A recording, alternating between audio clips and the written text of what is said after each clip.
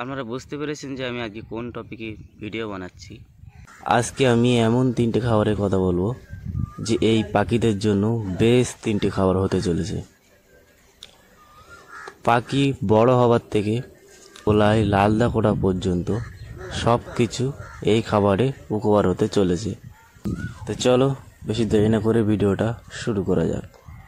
তো ভিডিও শুরু করার আগে যারা আমার চ্যানেলে নতুন আছো তাদেরকে বলি প্লিজ আমার চ্যানেলটা সাবস্ক্রাইব করে নাও।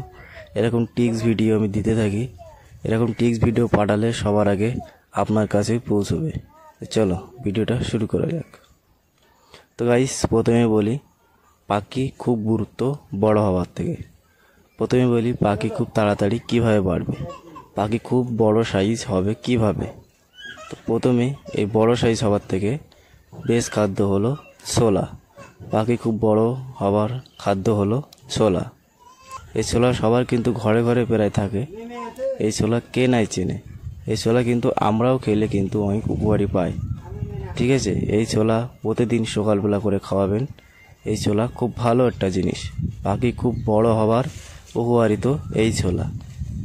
তো দ্বিতীয়ত বলি পাখির গলায় লাল দাগটা সাহায্য করে। ঠিক আছে, পাখির গলায় লাল দাগ খুব তাড়াতাড়ি হবে কিভাবে। পাখির গলায় লাল দাগ ওটা সাহায্য করে পিঁপড়ে এবং পেয়ারা।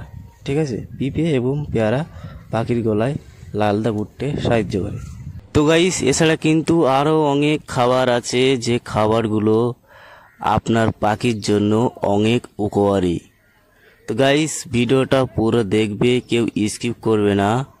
ঠিক আছে, আমি আপনাদের কাছে পুরো শেয়ার করছি কোন কোন খাবারে পাখি খুব উপকার হতে চলেছে এবং সাইজ বড় হওয়ার থেকে গলায় লাল দাগ উঠবে। ডালিম এবং ভুট্টা। এই ডালিম ভুট্টা কেনাই চেনে।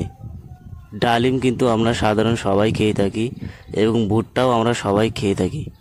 এই খাবারগুলো কিন্তু এই পাখিদের জন্য অনেক উপকারী। আবারও বলছি গাইস, এই ভিডিওতে আমি আবারও এই টোনটা আবার দিচ্ছি, এই পাখিদের জন্য কিন্তু অনেক উপকারী এই খাবারগুলো। তো গাইস এই খাবারগুলো আপনার পাখিদের জন্য খুব উপকারী।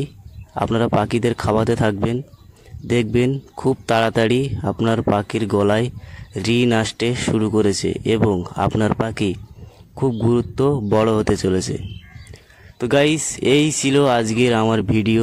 ভুল ত্রুটি হয়ে থাকে আপনারা কিছু মনে করবেন না, আর আমার চ্যানেলটা সাবস্ক্রাইব করতে ভুলবেন না। চলো আজকের মতন টাটা।